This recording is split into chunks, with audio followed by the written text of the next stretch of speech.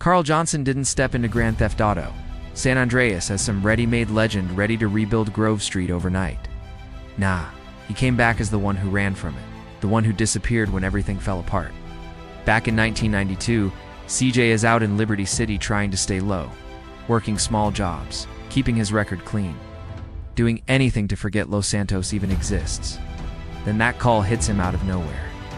His mother Beverly is gone, taken out in a brutal drive-by right in their own neighborhood. Just like that, everything he tried to bury comes rushing back harder than ever. Those same streets he swore he'd never touch again start pulling him in like a trap closing tight. That phone call drags guilt, shame, and unfinished business straight into his chest, and there's no escaping it now. CJ didn't leave because life was good. He left because his little brother Brian died, and deep down he's convinced it's his fault. Nobody spells out every detail, but you can feel the weight crushing him. He wasn't there when it mattered, and Sweet Johnson never lets him forget it. His own brother sees him as the one who abandoned everything. CJ believes it too, no matter how much it hurts. So when CJ finally lands back in Los Santos, there's no warm welcome waiting for him, not even close. Before he can even breathe, Frank Tenpenny and Eddie Pulaski drag him out like he's nothing, slam him around, and make one thing clear. He belongs to them now. No love, no forgiveness, just pressure and control stacking up instantly. Then Sweet hits him with it straight, no filter. You ran, you left us, you let everything fall apart. And CJ doesn't fight it, doesn't argue, just takes it because in his mind it's all true. He looks around Grove Street and it's not the same place anymore, not even close. Crackheads on every corner, the green fading while purple and yellow take over everything, the homies. Scattered, broken, barely holding on, and CJ can't shake the thought that maybe, just maybe, he could have stopped all of this if he stayed. That guilt becomes his fuel, his drive, the thing pushing him forward no matter what it costs. He's not chasing money or power, he's chasing redemption, trying to prove he's not the coward who ran away. So he goes all in for Grove Street like his life depends on it. He puts in the work, takes back territory, handles business like a soldier on a mission, spraying over enemy tags, running drive-bys, recruiting new homies, holding the block down every single day. It's dangerous, it's exhausting, but CJ doesn't complain once, he just keeps moving, and slowly, things start shifting, green starts coming back, the crew gets stronger, Sweet begins to trust him again. Even Kendall Johnson starts to see he's serious this time. For a second, it feels like everything might actually be getting better. Like CJ is finally becoming the brother Sweet always wanted him to be. But then everything flips upside down in the worst way possible. Big Smoke and Ryder people CJ trusted since day one turn out to be the biggest snakes in the whole story. They've been working with the Ballas Tenpenny the entire time, playing both sides while Grove Street was falling apart. Smoke's living in a mansion, running a full crack empire while his own people struggle, while Ryder climbs up by switching sides whenever it benefits him. And the worst part, they're connected to everything. Even Beverly's death. That betrayal hits different. It's not just losing friends, it's realizing the people closest to you were playing you the whole time. That changes CJ completely. Doesn't move the same, doesn't trust the same, doesn't see people the same anymore. From that moment, CJ evolves into something else entirely. He's still loyal, maybe even too loyal, but now he's sharp, watching everything. Reading between the lines, catching what people don't say. The version of him that came back looking for redemption, gone. What's left is someone who understands the game is rigged, and survival means playing smarter than everyone else. But it doesn't stop there, because CJ doesn't just get betrayed, he gets used by almost everybody around him. Tenpenny keeps him on a leash, forcing him into dirty work, making him clean up crimes, silence threats, and carry the weight of corruption he never asked for. Then you've got Catalina, dragging him into robberies, manipulating him, then dropping him the second something better shows up. No hesitation. Even Wu Zaimu pulls him into gang wars and expansion moves, while Mike Terreno forces him into dangerous government-level operations with Sweet's life hanging in the balance. Everyone wants something from CJ, and he keeps saying yes, not because he's weak, but because he's terrified of failing again, terrified of being that same guy who ran away. That fear shapes everything he becomes. CJ turns into the one who handles anything, no matter the cost, no matter the risk. And through all that chaos, he starts leveling up mentally. In San Fierro, he stops being just muscle and starts thinking like a businessman.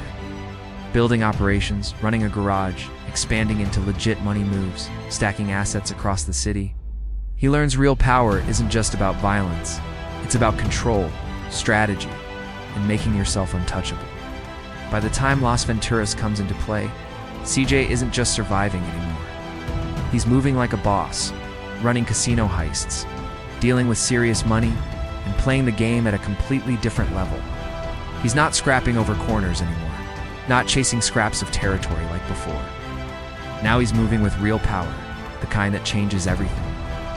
In Grand Theft Auto, San Andreas, CJ steps into rooms most people from Grove Street could never even imagine, sitting face to face with crime bosses, government players, and casino kings like it's normal. He's got connections across the entire state, muscle ready to move on command, stacks of cash and respect from people who actually matter. He's not just surviving anymore, it's untouchable, a name that carries weight everywhere he goes. But none of it hits the way it's supposed to. None of it fills that empty space inside him. Sweet Johnson is still locked up, Grove Street is still broken, and deep down CJ knows the truth. He hasn't finished what he came back for. He's won every battle except the one that actually matters, the one that started it all, saving his family, rebuilding the hood, proving he's not the one who ran when things got real. All the money, all the power, all the success, it doesn't mean anything if he failed that. So when Sweet finally gets out, thanks to Mike Torino pulling strings behind the scenes, CJ thinks this is it. It's the moment everything comes together. He's ready to celebrate, ready to show how far he's come, ready to finally breathe.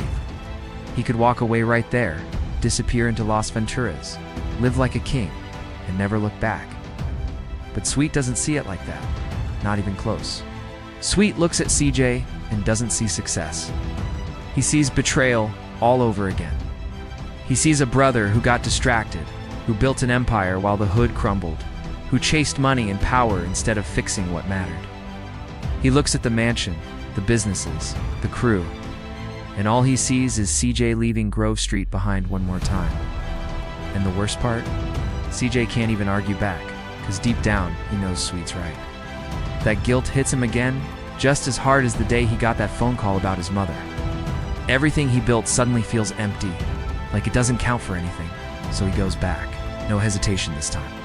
He returns to Los Santos with one mission: to fix everything he left behind and finally make it right. Block by block, he takes the hood back, pushing out enemies, rebuilding Grove Street from the ground up like it was always supposed to be. And then comes the reckoning. He tracks down Ryder, corners him out on the water, and ends it right there. No second chances. He storms straight into Big Smoke's empire, fighting through layers of guards and chaos until it's just the two of them in a room full of money that means nothing anymore. Smoke's last words hit heavy. "I guess I was just trying to get out of the hood, CJ. I'm sorry." And CJ just stands there watching it all fall apart, realizing how much that betrayal really cost. Then there's Frank Tenpenny. It's the one pulling strings from the start, the man who used everyone like pieces on a board. CJ chases him down, not for revenge, but because it has to end.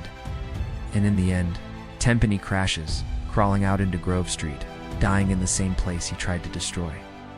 CJ doesn't celebrate, doesn't say a word. He just watches as it's finally over, as the control Tenpenny had over his life disappears right in front of him. None of this was ever about power for CJ. Not really. It was always about proving something too sweet to his family, and most of all to himself. Every move he made, every risk he took, every person he dealt with, it all came back to one thing. He refused to be the one who ran ever again. That's what defines him.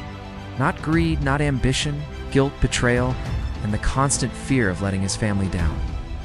Every betrayal made him colder. Every job made him smarter. Every step pushed him closer to becoming someone who could survive anything. By the end, he's not the same person who stepped off that plane. He's sharper, more dangerous, more calculated. But deep down, he's still that same kid, trying to earn his brother's respect and carry the weight of everything he lost. That's what really made CJ who he is. And if you want to see the complete opposite path, how a different life can create something way more chaotic and dangerous, look at Trevor Phillips. Because his story goes in a completely different direction, and it gets even darker.